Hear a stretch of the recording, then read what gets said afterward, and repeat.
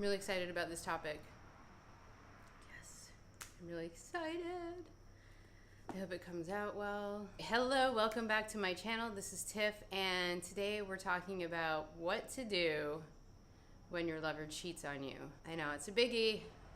Put your hand up if you've been cheated on or if you've been the cheater.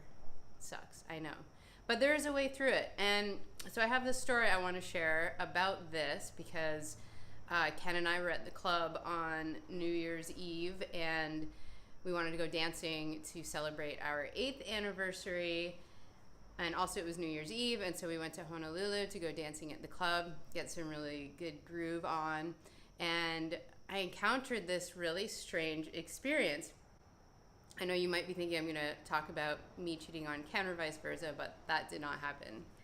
However, I did see this really lovely couple at the bar, and you know, like good looking, fit, young. They looked like they were having a really nice time. I observed them enough to notice, and that was really sweet. And so Ken and I were like going in and out of the club as we do, taking breaks, doing whatever. And on our way back in, so we were actually, let me back up. So when I saw them at the bar, they were drinking, we were drinking, actually I think I was drinking water, not that that matters. Anyways, drinks were happening as they do at the club, and on our way back into the club, like a couple hours into this night, so there's this like cement hallway, like a dark hallway in between the outdoor entrance and then when you get to the club. So you have to go like up a staircase and then around the corner into the club, and it's just like dark concrete, like nothing. There's probably like beer everywhere and gum stuck to the floor and whatever.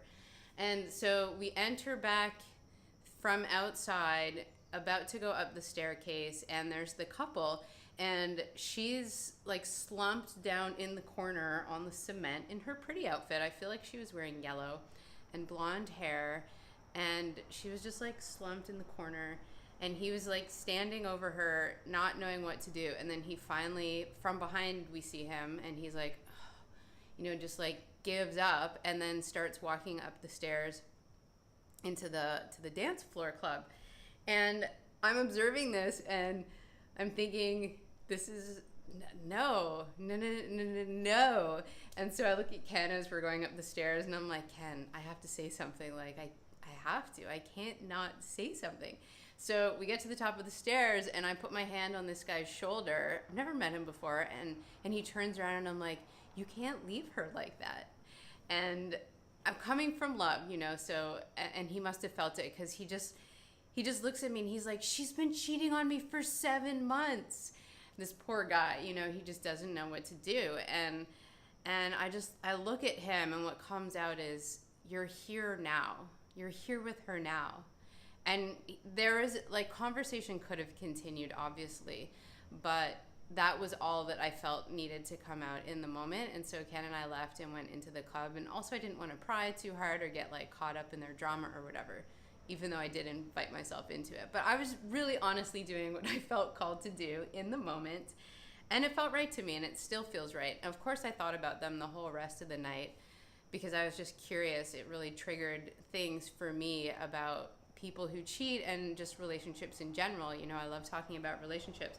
If you've had this happen to you, or if it does in the future, there's 2 things that you want to know. And according to the metaphysical text, A Course in Miracles, you're either giving love or it's a call for love.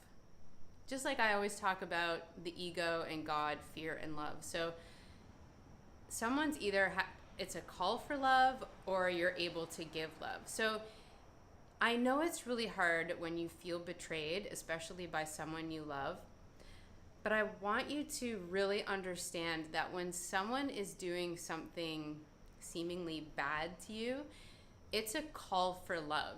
If that person, if that woman, I'm just going to call her Sandy. Okay, if Sandy was in her right mind, she would probably have really strong awareness and know that if before she gets to the place of cheating on someone, she has really strong awareness that, oops, something's wrong, I need to address this instead of medicating it. And When someone doesn't have the ability to do that, so Sandy obviously wasn't in that place. She's been cheating for 7 months. It's a call for love. Now, when you're joined in a relationship, there's certain instances where you really need to step up to the plate for your partner, even when it feels like something was done to you. So this guy, I'm going to call him Tom, Sandy and Tom. Tom feels really betrayed, understandably. He is giving his love to this woman who is betraying him with someone else. So of course that hurts. I know how that feels. I've been cheated on before. And I understand, like, the ego, the fear, like the fear that probably comes through with anger and sadness and jealousy, and what you want to do is run away from it. Okay, so here's this instance in the moment where they're at the club and you know, they were seemingly having a good time at the beginning of the night, but of course a couple drinks happen, and so your mind gets sloppy, the truth starts coming out, emotions start spilling out, and so whatever happened for them. So the end result, she's in the corner and he's just like, fuck you, you know, I'm out of here then, because he wants to, that's his way of getting back at her. Not purposely, you know, he's not like thinking, all right, yeah, I'm just gonna walk away and now everything, you know, we're gonna set the record straight here.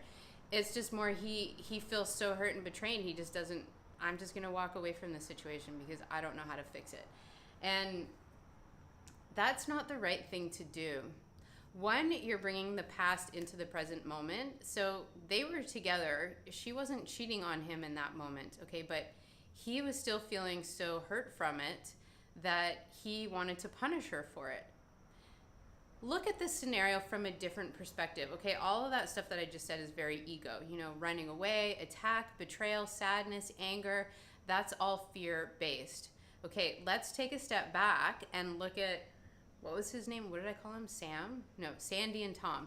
So in the best case scenario, if Tom was in a really centered, like, high vibrational state, he would, as a partner, be able to look at Sandy and think, wow, that's a call for love. Like, she's obviously really hurting. For her to go and do something like that, that would be a really strong place where he's not making it about him.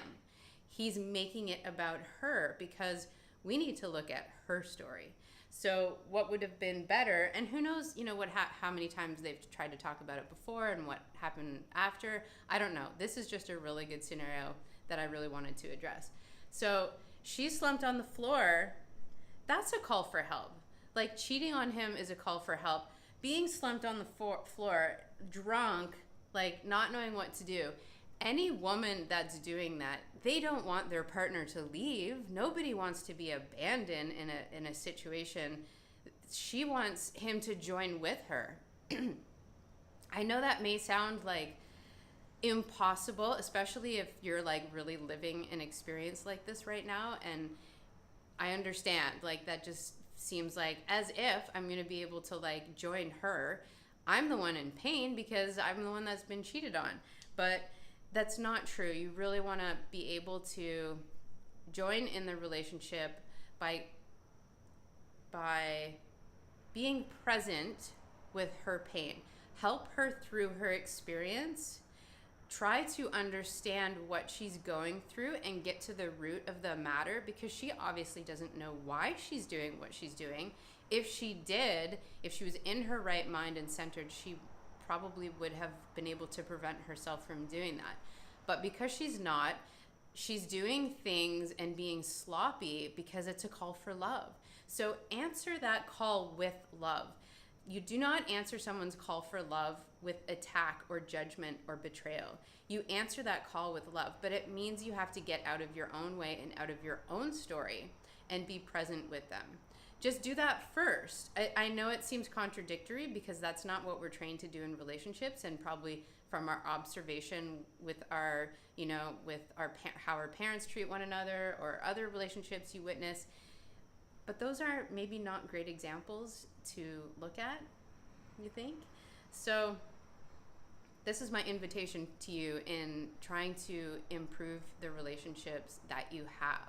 And that's just one example of, cheating is just one example. You can apply it to anything. If you liked what I'm saying, please give it a thumbs up and comment below so we can keep the conversation going. I want to know if you've been cheated on or if it's happening and how you're dealing with it right now. And let's work through it. Let other people help you through it together. But also for that person, for Sandy, if Tom could step up to the plate and be present with her and just understand where she's coming from, get to the root of the matter, and then she will feel supported and loved, and she'll be able to be present for him, and then maybe he would be able to be like, wow, I feel really betrayed from what you did. I'm not saying he needs to completely disregard his experience and ignore it. Absolutely not. I'm just saying deal with one issue and then deal with the other issue. So in that instance, he really could work with her, and then she could experience that love, and then he would be able to express himself and what he needs to work through.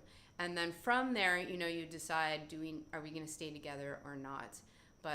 And they move forward from there. But that's joining, that's relationship, because relationships, they're not about the individual, they're about joining with God. And in order to join with God, you need to release all of your tension and fears and frustrations. So when they come to the surface, you can't release them when you dive into them. So responding with attack or jealousy or anger or frustration does not release. You have to release with love and having compassion and forgiveness. And that allows, so things are going to come to the surface. That's what relationships are for, friends. They have to come to the surface so you can see them for what they are. It's always a past issue coming to the surface in the moment and then letting it go. I've been through this before. My fiance back in the day, he left me for another woman. I've really worked on this topic a lot. I'm sure I will do many more videos about this, but if you have any questions or there's something specific you would like me to talk about, please leave it in the comments below so that I know and we can talk about it. I hope you liked this video. Thank you so much for watching. I am Tiffany. I love you. Don't force the flow. Follow the feel good. I'll see you in the next video. Aloha.